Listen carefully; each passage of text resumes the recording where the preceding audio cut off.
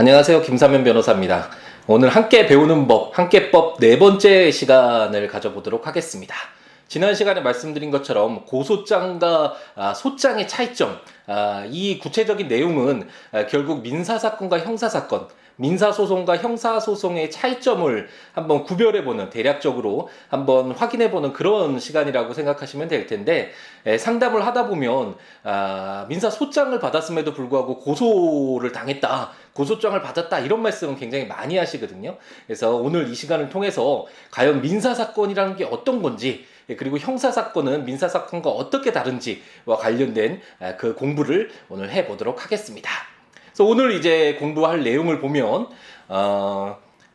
아까 말씀드렸던 것처럼 민사사건과 이제 형사사건이 어떤 차이가 있는지와 관련된 비교를 한번 해드릴 것이고요. 그리고 이제 형사사건에서 우리가 소장, 민사소장은 그 작성법이나 민사소를 제기해서 얻게 되는 그 판결문을 통해서 우리가 어떤 목적을 가지고 민사사건, 민사재판을 진행을 하는지는 공부를 했잖아요. 이 소장과 구별되는 고소장은 그럼 어떤 의미가 있는 것인지, 고소장과 관련된 법률은 어떤 것인지와 관련된 내용들을 공부를 해보도록 하겠습니다. 이제 고소장 작성법은 이제 추후에 다시 공부를 해보도록 하겠고요. 그래서 한번 민사사건과 형사사건이 어떤 것인지 한번 그 내용을 한번 읽어볼까요?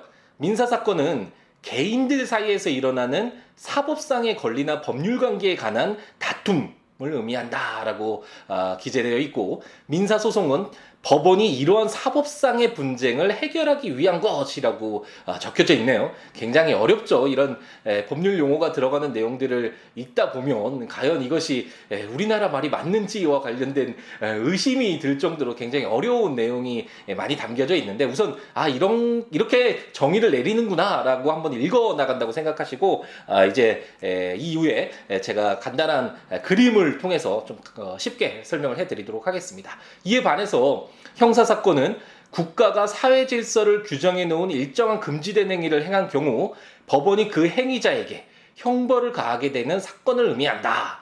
형사소송은 피해자 개인이 아니라 피해자를 대신하여 검찰이 기소를 하여 피고인과 대립하며 다투게 된다라고 규정을 하고 있습니다. 이렇게 정의를 내리고 있는데, 이 내용도 역시 민사사건과 큰 차이가 없죠. 역시 어렵다, 무슨 내용인지 알지 못하겠다, 이렇게 다가오는 것은 동일한 것 같습니다. 그럼 좀 쉽게 그림을 통해서 한번 내용을 파악해 보도록 하겠습니다.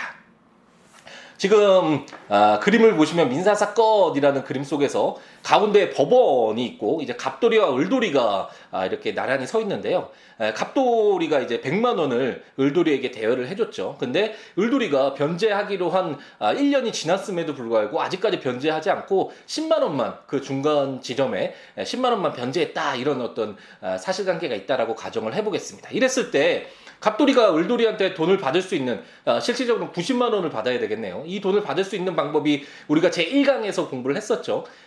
실질적으로 우리가 할 수 있는 방법은 소를 제기해서 판결을 받아서 이 판결을 바탕으로 을돌이의 재산이 얼마나 있는지를 파악한 뒤에 을돌이 재산에 대한 경매 등 강제 집행을 통해서 자신의 채권을 반환받아야 된다라는 것을 우리가 배웠잖아요. 그래서 90만 원을 지급해 달라는 소장을 법원에 제출을 하게 될 것입니다. 그리고 이 소장에는 이러한 사실관계가 있습니다. 그렇기 때문에 제가 을돌이한테 90만 원을 받을 권리가 있습니다라는 이런 주장과 이런 자신의 주장이 사실임을 인정받을 수 있는 입증 방법, 여러 가지 증거들을 첨부해야 된다는 것을 우리가 공부를 했죠. 그에 대해서 이제 을돌이는 재판 과정에서 아닙니다, 저는 을돌이로부터 100만 원을 빌리지 않았습니다, 이것을 부인이라고 하거든요. 그래서 이렇게 부인을 하거나 아닙니다, 제가 100만 원을 다 갚았습니다, 이런 것들을 이제 항변이라고 하는데, 이런 부인과 항변은 굉장히 어려운 부분이고 재판에서 가장 핵심적인 내용이라고 할 수 있죠. 이런 내용들과 관련돼서는 이제 추후에 공부를 해보도록 하겠습니다. 이처럼 갑돌이와 을돌이, 이 개인들, 그래서 사법이라고 하잖아요. 민법이 가장 일반법이고 사법의 기본법이라고 하는데, 이처럼 개인들 사이에서 일어나는 사법상의 권리, 갑돌이가 을돌이에게 90만 원을 받을 그 권리, 이런 다툼이 바로 민사사건이다라고 할 수 있고, 민사소송은 법원이 이러한 사법상의 분쟁, 갑돌이와 을돌이 이 개인들 간에 90만 원을 받을 권리가 있는지, 90만 원을 줘야 될 의무가 있는지에 대한 이런 분쟁을 해결하기 위한 것이다 라고 생각하시면 되겠습니다. 그래서 지금 다시 읽어보니까 제가 설명드린 이 그림을 한번 떠올리면서 읽어보니까 이 문장이 그래도 좀 어느 정도 쉽게 다가오죠. 아까 처음 읽었을 때와는 전혀 다르게 다가올 것이라고 생각이 드는데, 그렇기 때문에 이렇게 이해하고 글을 읽는 것이 굉장히 중요하고요. 지금 민사사건이라는 이 그림에서 우리가 이 도표를 한번, 이 그림을 한번 그려보면서 이 문장을 읽었을 때 민사사건이 이런 것이구나 라는 것을 어느 정도 파악을 해볼 수 있겠다라고 보입니다. 이제 이 민사사건과 다른 형사사건이 뭔지 한번 볼까요? 이 그림을 한번 보면 법원이 하나 가운데 이렇게 존재하는 것은 동일한데, 이 갑돌이 을돌이뿐만 아니라 이제 검찰이라는 새로운 주체가 이제 등장을 하죠. 그래서 갑돌이가 만약 을돌이를 폭행을 했다라고 한번 가정을 해보겠습니다. 그런 일이 있어서는 안 되겠죠. 그래서 갑돌이가 폭행을 하면, 만약 민사 문제라면 갑돌이와 을돌이 사이에 만약 손해배상 상해를 입어서, 폭행으로 인해서 을돌이가 상해를 입어서 이에 대한 손해배상 청구를 한다. 그러면 이 갑돌이와 을돌이 사이에 권리 의무, 사법상의 권리 의무에 대한 다툼이니까 이게 민사사건, 민사소송이 되겠죠. 근데 형사사건은 형법이라는 법을 통해서 국가가 어느 일정한 행위를 금지하는 행위들을 적어놓죠. 누군가를 때리지 마라, 폭행하지 마라, 누군가를 살인하지 마라, 누군가에게 기망해서 그 부당한 이득, 사기를 범하지 말라, 뭐 이런 어떤 국가가 유지되기 위해서, 그러니까 국가가 사회 질서를 위해서 만들어 놓은 여러 가지 금지된 행위들이 있잖아요. 근데 그런 금지된 행위들을 했을 때 국가가, 개인인 을돌이가 아니라 국가가 짠하고 등장을 하게 되죠. 그래서 사법과 공법이 굉장히 큰 차이점이 바로 거기에 있다라고 할 수 있는데, 이처럼 갑돌이와 을돌이 사이의 문제인 것 같지만 이 형사사건에서는 을돌이가 고소장을 검찰이나, 물론 경찰에 제출하는 경우가 더 많겠지만 경찰이나 검찰에 제출을 하면 이제 을돌이는 약간 뒤로 빠지게 되죠. 그 국가가 대신해서, 국가기관이 대신해서 피해자인 을돌이를 위해서 이제 싸워주게 되는 것이죠. 민사사건에서는 갑돌이, 을돌이 스스로가, 물론 변호인의 대리인을 통한, 이런 변호사를 통한 그런 어떤 법률 도움을 받을 수는 있겠지만, 원칙적으로는 개인들이 스스로 주장하고 입증하고 항변하고 부인하고 이렇게 다퉈야 되는데 반해서 이 형사사건은 을돌이인, 피해자인 을돌이는 살짝 뒤로 빠지고 이런 사건이 있었습니다, 저는 이런 피해를 받았습니다 라는 범죄의 어떤 수사의 단서만 제공을 하면 그게 고소장이라고 할 수 있죠. 고소장을 제출하면 검찰이 이제 이러한 수사를 철저히 이제 한 다음에 사실관계를 파악한 뒤에 증거들을 다 수집을 해서 갑돌이가 을돌이를 폭행한 것이 맞다, 이것은 형법에 규정되어 있는 폭행, 어떤 이 규정을 위반한, 형법을 위반한 위법행위다라고 판단을 내려서 이제 법원에 갑돌이에게 을돌이를 때린 부분에 대해서, 그런 사실에 대해서 책임을 물어주십시오라고 이제 기소를 하게 되죠. 민사사건에서는 갑돌이가 을돌이에게 돈을 달라고 소장을 제출하지만, 이 형사사건에서는, 형사소송이 진행되는 과정에서는 을돌이가 어떤 기소를 한다거나 소장을 제출하는 것이 아니라 검찰에서 기소를 하게 되고, 이게 기소 독점주의라고 해서 굉장히 사회적으로도 이야기가 많이 있잖아요. 검찰의 기소를 독점할 수 있는 이 부분을 조금 다른 어떤 그것을 견제할 수 있는 그런 제도가 필요하다, 뭐 이런 이야기 뉴스나 이런 통해서 많이 보셨을 텐데, 어쨌든 지금 현 시스템 하에서는 기소를 할 수 있는, 법원에 이런 갑돌이에게 형벌을 내려주세요라고 기소를 할 수 있는 주체는 검찰뿐이죠. 그래서 검찰이 기소를 하거나 약식명령 청구라고 해서 이게 중대한 범행이 아니라고 생각됐을 때, 뭐 징역형 이것이 아니라 벌금형으로 충분하다라고 생각했을 때 이제 약식명령을 청구하는 그런 부분이 있는데, 이 기소 부분과 약식명령과 관련된 구체적인 내용은 이제 또 추후에 공부를 해보도록 하겠습니다. 이처럼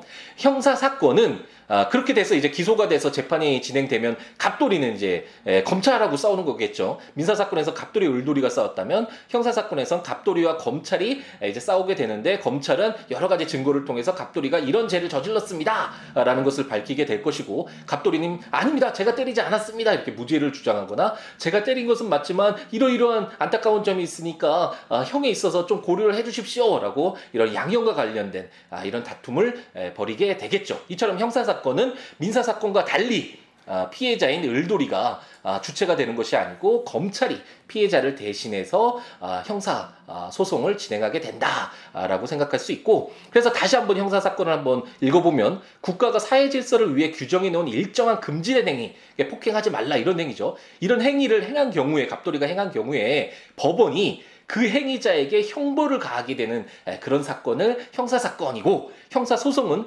피해자인 을돌이 개인이 아니라 피해자를 대신해서 검찰이 기소를 하여 피고인과 대립하여 다투게 된다. 어떠신가요? 이제 그림을 통한 설명을 듣고 읽어보시니까 훨씬 이해가 어느 정도 그렇구나라는 그런 이해가 되시지 않나요? 그래서 우리가 공부를 하는 것이겠죠. 이런 이해의 폭을 좀 더 넓히고 쉽게 이해를 하고 이런 어떤 배운 지식을 자기 것으로 만들어가는 그 이후에 노력이 가해지면 그것이 우리가 이제 공부를 하는 이유잖아요. 우리가 얻고자 했던 우리 몸에 체화시키고 싶은 그런 지식들을 쌓아가는 과정이 바로 공부라고 할 수 있는데, 어쨌든 우리가 법과 관련돼서는 함께 법을 통해서 여러분들에게 최대한 쉽게 이런 지식들을, 정보들을 얻을 수 있도록 도움을 드릴 테니까 열심히 함께 배워갔으면 좋겠습니다.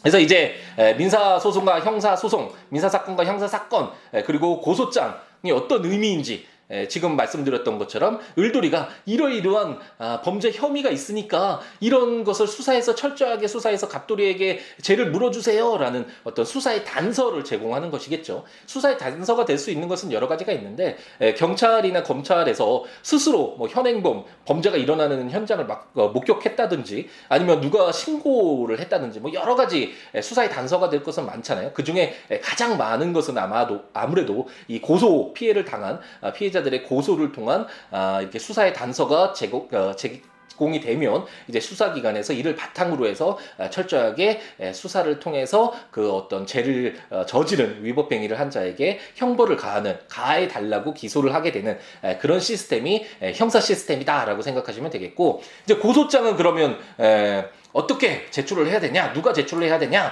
관련된 법을 한번 살펴보면 이 내용은 형사소송법에 규정이 되어 있거든요. 국가법령정보센터에 가셔서 형사소송법 치셔서 제223조를 보면 고소권자라고 해서 범죄로 인한 피해자는 고소할 수 있다라고 규정해서 피해자가 고소할 수 있구나라는 것을 우리가 확인해 볼 수 있고, 제234조를 보면 고발이라고 해서 누구든지 제1항을 보면 범죄가 있다고 사료하는 때에는 고발할 수 있다라고 규정을 해서 고소와 고발, 고소는 주로 피해자가 이제 수사기관에게 이러한 어떤 범죄가 있었습니다라고 단서를 제공하는 것이고, 고발은 피해자가 아니더라도 누구든지 범죄가 있다고 생각되면 고발할 수 있는 내용인데, 이런 고소와 고발의 차이도 이제 추후에 공부를 해보도록 하겠고요. 제 237조를 보면 고소 고발의 방식이라고 해서 1항, 고소 또는 고발은 서면 또는 구술로서 검사 또는 사법경찰에게 제출을 할 수 있다라고 규정이 되어 있는데, 이처럼 고소나 고발, 고소장은 경찰, 쉽게 얘기해서 경찰이나 검찰에 제출을 하면 되는데, 서면으로 하거나 구술로서, 말로써도 할 수 있다라고 규정되어 있습니다. 근데 실제로는 이 법에서는, 형사소송법에서는 이제 말로도 이제 경찰서에 찾아가서 이런 제가 피해를 당했습니다라고 신고를 할 수 있는 것처럼 고소를 할 수 있는 것으로 규정되어 있지만, 실제로는 그 경찰에서 하는 일이 굉장히 많죠. 정말 많아서 이게 구술로서 이게 고소가 진행되면 사건을 진행하기가 좀 어려운 부분이 있고, 현실적으로 그렇기 때문에 고소장을 딱 작성을 해서 어떠한 사실관계가 있었고, 이러는 사실관계를 통해서 봤을 때 어떤 죄가 성립될 가능성이 크다, 어떤 범죄 혐의가 있다라는 것들을 정리를 해서 고소장으로 제출하는 경우가 뭐 거의 대부분이다라고 생각하시면 되겠고, 이제 개인이 작성하시거나 아니면 이제 변호사를 통해서 고소 대리를 맡기는 경우도 상당히 많이 있죠. 그렇게 진행되는데, 어쨌든 고소장 작성법이나 어떻게 작성해야 된다라는 그런 부분이나 이 고소 대리와 관련된 내용도 이제 추후에 한번 공부를 해보도록 하겠습니다. 예, 이제 오늘 민사사건과 형사사건 공부를 해봤는데 이제 민사가 이런 거고 형사가 이런 거구나라는 어느 정도 개념을 얻게 되셨는지 모르겠네요. 도움이 되었으면 좋겠다라는 생각이 들고요. 법률과 관련된 정보는 siwo.com 제 블로그에서 찾아오셔서 정보를 얻어서 도움을 받으시거나 지금 프레젠테이션 지금 함께법과 관련된 공부 자료는 이 프레젠테이션 자료는 siabooks.com이라는 블로그에 자료를 올려놓고 있으니까 그 자료들을 한번 보시면서 들으시면 더 도움이 될 수 있으니까요. 한번 참고하시면 좋을 것 같습니다. 그러면 다음 시간은 이제 가장 현실적인 문제라고 할 수 있죠.